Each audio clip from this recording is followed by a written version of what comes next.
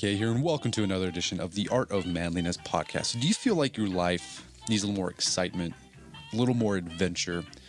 There's a lot of guys who say that. They want to go on adventures, but they always give excuses like, I don't have the money, I don't have the time, because you need a lot of money and a lot of time if you want to do some great adventure in the Grand Tetons or Yosemite or go float a river in South America.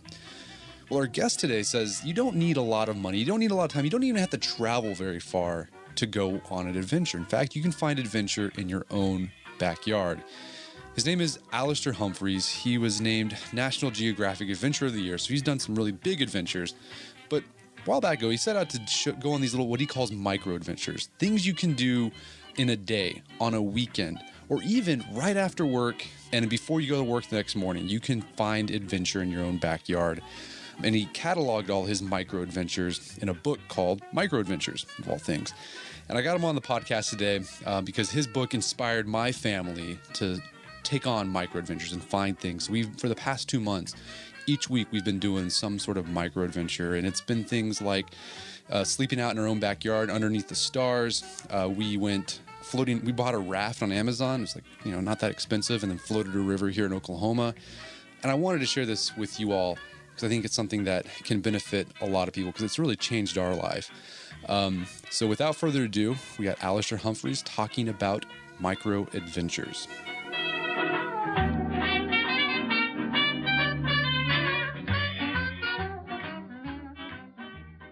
Alastair Humphreys, welcome to the show. Thank you for having me. All right, so National Geographic named you one of the adventurers of the year. You are an adventurer by trade, which is pretty cool. And your first big adventure was in 2001, and you spent 4 years biking around the world. So tell us a little about that journey. How old were you? How did you get the idea, and what was that like? I was 24 years old when I set off, and I set off straight after graduating from university, from school. And I got the idea because I spent most of my university years not studying, but reading books of great adventures, people climbing big mountains and crossing deserts and the Arctic, and just loving those stories, and gradually managing somehow in my head to switch from just enjoying those stories to wanting to live some sort of similar story myself. And I figured that it was now as good time as any to go and do it. So I've been saving up for a few years, and as soon as I finished, I jumped on my bike and set off to see if I could cycle all the way around the world. I didn't actually think I would be able to, but I was quite interested to see how far I could get. And did you make it? I did make it, yeah. I was away for over 4 years, and I rode 46,000 miles through 60 countries across 5 continents, and much to my surprise, I made it home again. And I did it, yeah. How'd you get across from like Asia to North America? So the Bering Strait? Yeah, I crossed the first big ocean was the Atlantic from Africa to South America. I crossed that on a sailing boat, and getting across the Pacific, I managed to hitch a ride on a cargo boat heading out of Alaska over the Pacific. And then there were a couple of other little sailing boats and ferries in between around the world. But I did the whole globe without leaving the surface of the planet. Yeah, we had someone write a post about sailing across the sea on cargo ships, where you can just get on and be sort of like a member of the crew. And he got pretty cheap passage, and he just hung out with the crew. It was kind of bizarre. Yeah, it was really cool. That I was on a cargo ship with a boatload of Bangladeshis, and so they're all Muslims, so they don't drink. So Saturday night, party night for them was just to drink as many soft drinks as they could till they got a bit high on that, and then dance with each other in the cabins. It's pretty surreal. Well, since your bike journey, you've done many other big adventures, like you walked across India, you rode across the Atlantic Ocean. What drives you to undertake these big expeditions? I think the big trips come from a few factors. Wanting to see the wild places in the world, like I guess a lot of people want to travel and see the world. Also, there's quite a lot of masochism in me. I want to try and push myself as hard as I could and see what I'm capable of physically and mentally. And then the bike trip, the curse of the bike trip was once you do a big journey like that, it sort of opens Pandora's box. And I came home from that bike trip thinking, wow, I've cycled around the world. What else can I do? So there's an element of it of just seeing quite what I'm capable of doing, seeing at what point I break. How do you, okay, you're talking about adventure here, but how do you define adventure? I mean, what makes an adventure adventure, and why do you think it's so important in a person's life? Because you're sort of an advocate that everyone should be an adventurer. I am, and I deliberately think that adventure is not specifically about cycling around the world or walking across a desert. And I think it's more about the attitude of the way you approach your life. So trying to do things that are new, do things that are difficult, do things that scare you a little bit, doing stuff with enthusiasm and excitement and curiosity. I think all of those things are attitudes of adventure. And I think those things are important, and perhaps you can put those into your life by trying to row across an ocean, or you could put it into your life in many other ways. But trying to have that adventurous spirit is really important in my life. So I imagine a lot of people have come up to you and said, look, I'm really envious of your life, but look, it's easy for you to go on these adventures because it's what you do for a living. But I can't do that because I work a 9 to 5. I got kids. I've got responsibility. I got coach baseball. Is this what spurred you to start thinking about the idea of microadventures? And for those who aren't familiar with it, can you explain what a microadventure is? Sure. All those things you mentioned, except for the coaching baseball part, was something I was hearing increasingly regularly. And it struck me as very strange that people had begun to perceive me as an adventurer with a capital A, rather than a normal guy like everyone else who's just chosen to do these sort of things. And I realized that there's this perception that adventure requires you to be tough or rich or live in the Yukon or all these sort of things. Whereas I thought adventure was more about making the choice to get out into the wilderness. And so I decided to try to start doing adventures that broke down these barriers that stop people having adventures in their own life. Mostly things like a lack of time, a lack of money, a lack of expertise, not living in a cabin in the middle of the Yukon. And rather than letting those things stop you doing anything adventurous, I tried to find ways to work around that and to just have small adventures that are compatible with real life. So in the last couple of years, the big adventures have been on pause, and I've been doing these small, deliberately little micro-adventures much closer to home, exploring my own country. And these micro-adventures, they're supposed to last, it could be a few hours that you could fit in after work. Could be a weekend. Could be a few more days if you want to take some vacation time. Can you give some examples of of micro adventures you highlight in the book and what you've done in yourself? Yeah, I think it's important to try to clarify that a micro adventure is no different to an adventure. Really, it's just trying to make people do adventures that fit in with the frameworks of their life. So that might be just overnight, or it might be a weekend, as you say, or it could be a few days. Things like, and all of those things that you might do adventurous within that time. So going on a bike trip, cycling from your home to the coast, unless you live right in the middle of the US. But in the UK, no one lives more than 70 miles from the ocean. So, for example, I try and encourage people to just jump on their bike Saturday morning, cycle to the coast. Anyone moderately fit can get to the coast that night, sleep on the beach for the night, wake up Sunday morning and pedal back home Sunday night, ready for work Monday morning, so that when your boss says, did you do anything interesting at the weekend, for once you don't have to lie and you can say, yes, I did an adventure. So small little things like that. Office workers who are very much bogged down by the 9 to 5 routine, I try and encourage them to flip it round, and instead of being constrained by their 9 to 5, instead to look at the opportunities that might be in the 5 to 9, those 16 hours of theoretical freedom that we have each day from when we finish work, in which that's plenty of time to head out of town, go sleep on a hill, camp under the stars by yourself with a few friends, watch the sunset, watch the sunrise the next morning, run back down the hill, swim in a river, jump on the bus and get back to your desk for 9 o'clock the next morning. And I think that is genuinely an adventurous thing to do, but one that's compatible with real life. Yeah, I love that example of you did that. You had an office job. As soon as you got off, you went out, slept on a hill, came back. And I think, is that like a common barrier? People just don't think that they can use their free time like that. Because like for me, I'm like, oh, well, I got the job and I got to wake up early and I got to, there's things I got to do around the house. I mean, but when you explain it, like, wow, like that's actually doable. I mean, is that a common barrier? People just don't look at their free time as free? When I started doing these microadventures and I was blogging about them and making films about them, at first what I was trying to do was to make stuff as big and epic and difficult and exciting as I could within the framework of, say, a few days. But I was coming up against resistance. People saying, oh, it's all right for you, I haven't got a canoe, or it's okay for you to disappear for a few days. So I had to keep simplifying the idea. Right, and the shortest adventure idea I've come up with for an overnight one is this idea of 5 to 9, because the biggest thing that gets in people's way is not money or not owning a canoe, it's lack of time. And we're all so insanely busy, and people are so proud of how incredibly busy they are. And I think the fact that we're really busy is the reason why we need to leave the office maybe just once, one nice sunny evening, turn off your phone and just sleep under the stars for the night.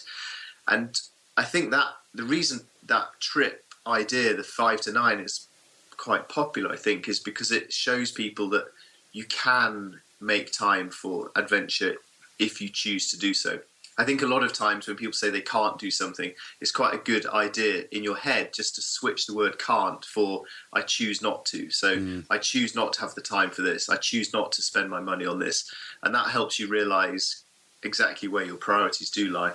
Well, I think I found I feel like I've like a lot of people like, oh, I'm super busy. I'm busy. But then when I actually like sit down and like analyze my time, I find a lot of it, I'm just like dickering around on the internet, surfing Reddit, watching TV, and I'm not as busy as I think I am. And I whenever I look at that my time logs, I'm like, man, I could have done some other stuff. Yeah, besides, I'm as bad as everyone else of our generation at that sort of frittering away stuff. But I think there's trying to use up those little 5 minutes in the day is an entire different issue, really. The thing that we're talking about here is committing to spend a whole night, and that might involve finding someone to look after your kitten for the night or taking a clean pair of pants to work so you've got them for the next morning, and a little bit of planning and effort, not a huge amount, but just a little bit, a few basic bits of kit. And this is partly what stops people doing it, is anything that involves a little bit of hassle, you can't be bothered to get up and running. Yeah. And the microadventures really emphasize minimal amount of kit. Most people will own most of the stuff you need to go sleep on a hill already. It's cheap and it's simple. And the more simple you can keep things, the more likely people are to actually do them. Well, let's talk about the kit. You have a suggestion of a kit you should have at the ready so you can be ready for a microadventure whenever. What are the very basics someone needs to be able to do a microadventure at the drop of a hat? Well, I think theoretically a really nice thing to do would be to have a little rucksack packed by your door or under your desk at work, so that if suddenly the sun was shining and you had an evening free, you could just grab that and go. Because one of the big problems in life is trying to work out where your tent is and all those sort of boring things. So all you really need is enough clothes to be warm wherever you happen to live. You need some food and some water. You need a camping mat, one of those padded things that you sleep on when you're camping, a sleeping bag. In the UK, where it rains a lot, you need a bivy bag, that's probably the only thing I mentioned that people don't already own, who like the outdoors. And a bivy bag's essentially a waterproof jacket. It's that sort of Gore-Texy type material that just slips over your sleeping bag. And it means you can sleep on top of a hill without needing a tent. So it's cheaper, it's simple, it's minimal, it's a bit silly. It's all the sort of things I like in life. Yeah, I love that. You're a big advocate of just sleeping under the stars, not having to haul a tent out to sleep. Yeah, I think tents, in my mind, epitomise one of the real hassles of having adventure. You have to go up to the attic and try and find it, and then you can't find the pegs, and then you can't remember how to put it up, and then when you come home it's wet and you have to hang it up in the kitchen until it's dry, and it's all just so things that have become a hassle that you don't bother with. So trying to keep things so simple that you actually do it, that's the key.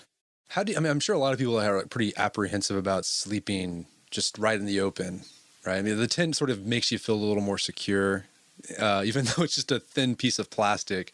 What are your suggestions for people getting over their apprehensions of sleeping just out in the open?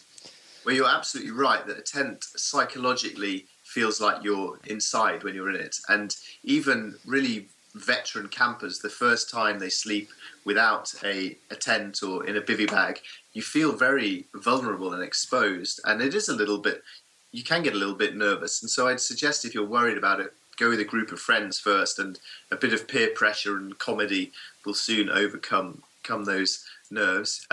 Bear in mind that if you're in the countryside somewhere, tucked away on a hill, no one knows you're there, you're not doing anything wrong, no one will see you, no one will find you, you're going to get up early in the morning, take all your rubbish, all your trash with you, no one's going to mind.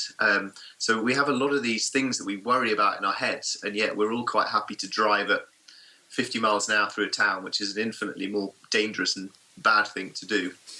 But if you're really worried about it, then I suggest to people to sleep in their garden. Lots of us remember as kids what fun that was to camp out in the backyard and you see the stars and have a midnight feast, and then you get scared and you come in and go to bed. But a lot of people remember that really fondly, and so I encourage adults to try it as well. You can take your duvet and pillow outside, maybe a glass of wine, and it's so nice to hear the trees, to see the birds, to see the stars. You get a lot of the sort of escapist side of adventure just by being out in your garden. Yeah, that's what I'm planning on doing that with my 4-year-old son, Gus, next week. And he's really excited about it. Brilliant. And if it ends up pouring down with rain, you just get up and come back inside. So there's nothing to lose, really. And I think you will probably enjoy it as well. I hope you do. Oh, I will. I'm really excited about it. Is there a micro adventure that was, your favorite that you featured in the book? I know it's like picking children, but there are a couple I enjoyed, and they both involve rivers. One was I swam down a river for 2 days, and I really enjoyed that just because it made me travel so slowly, and being at eye level with the water gave such a different perspective on the world. And I think both of those things are really important, to slow down and to get a different perspective on familiar places. And then I did that by myself. And the other one I loved was getting some inner tubes from tractors. We bought 4 tractor inner tubes. They cost £50 for 4, so that's $70, $80 for 4. And you've instantly got 4 boats then. And drifting down a river on an inner tube, that is good for the soul. Really good fun. And when you finish in the evening, you haul them out, set up camp, have a campfire, and you can sit on your inner tube becomes a luxury armchair. So that was just pure, simple, enjoyable fun with some friends. That's fantastic. What did you learn about yourself through all your micro adventuring? And not just yourself, maybe about other people or about your country, your place. Did you grow an attachment to your homeland by being out there more often? I began my big adventures, cycling around the world and things, because I was probably like a lot of young people. I was bored with where I lived. I thought it was boring and the rest of the world was far more exciting. So microadventures have really helped me discover my own country and to really love and appreciate the wilderness and beauty that Britain has. So that aspect has been really good for me. The second aspect of what I've learned about other people was something we've touched on already, is people's almost limitless capacity to come up with excuses rather than to actually get on and do something, which is why I've had to boil the microadventures down smaller and smaller and smaller, right to the idea of doing something between 5 and 9. And then the third aspect of what I've learned about myself is that I, like so many other people around today, I'm just totally addicted to being busy, checking my emails, being on the phone, and I often don't really notice how stressed and frantic that makes me until I leave it all behind one evening after being at the computer all day, go sit on a hill and watch the sunset, open a beer, and don't turn on my phone until the next morning. And that is, I wouldn't quite go as far as to say therapy, but it's been very, very helpful for me in this mad, busy world we live in. I agree. My wife and I just got back from camping, just 2 days out in National Forest here in Oklahoma. And we didn't have internet. There's no phone there's no connections. There was no wireless available. And the feeling that I got was just like that all that stuff that goes on back at home with the internet and email, like it wasn't real. Like, you know, and like I was just sort of surreal, like being out in nature and not having that stuff there. And that just seemed like I was like in a completely different world. And it was I kind of dreaded going back. Did you feel, at first though, did you feel some sort of withdrawal anxiety? Oh, yeah. I get that. Yeah, I wanted to like go to my phone and, yes, you know, start pushing things, but there was nothing there for me to push. So yeah, I find it's good for the soul. It refreshes, and I feel better whenever I take a break from that stuff and get outside. Yeah, absolutely. So if there's someone who's listening to this podcast right now, they finish it, they're done, you know, they're probably listening to it on their commute to work. What's something they can do today, right, to just sort of take that first step towards getting started with micro adventuring? Well, a commute to work is a brilliant time, actually, to look out of the window if you're in your car or on the train, and to notice that between the town that you live and the town that you work, once you start to observe, you'll see little pockets of wilderness. You'll see a little wood, maybe a stream that goes under the road, and you start to see these lovely little places that you'll become curious to explore. So you've immediately found yourself a destination that you can make the sort of focus of your mission. The next thing to do is to commit to a date. So if you think you need a couple of friends to make you actually do it, then get a few friends and put a date in the diary that you're actually going to commit to do this. Pack your bag with a few little things you need. And then, contrary to what I just said about the internet, if you go online and look at the microadventure hashtag, you'll see loads of other people, normal people, doing stuff like this. And I think that's really encouraging for normal people to see that other normal people are doing this sort of stuff, and it's not just me, some weirdo professional adventurer with too much time on my hands. I think that social media side of things has been really helpful for giving people the confidence to begin. Okay, so speaking of which, where can people learn more about micro adventures and your own work? Well, my website, alastairhumphreys.com, has got loads of videos of all of these trips that we've been talking about today, and then all the usual social media stuff. Most of my website, my blog, has also got lots of practical advice on what kit you need, how to find a hill to sleep on, the safety and legality of it, all that side of things as well. So I think my website's probably a good starting point. And your book as well, Microadventures. My book, Microadventures, is available on Amazon and all those sorts of places as well, and the iPad. Fantastic. And I for those of you who are listening, I highly recommend you go and get it. It's the book, it looks great. The writing's fantastic. It's very evocative, and it inspires. And like, I'm gung-ho about, my wife and I, we're going to do an 8-week micro-adventure challenge. Wow. I look forward to seeing that. Yeah. Once a week, we're going to do a micro-adventure. That's a great idea.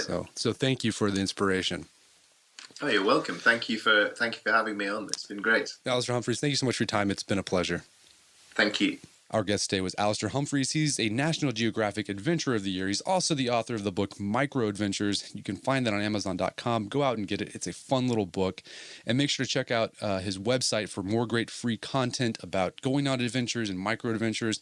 It's at alastairhumphreys.com.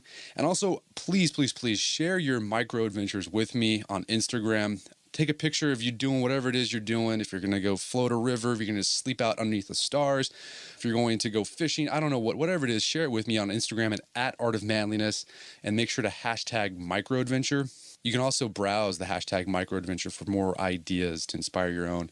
So get out there and do it. I'd love to see them. Until next time, this is Brett McKay telling you to stay manly.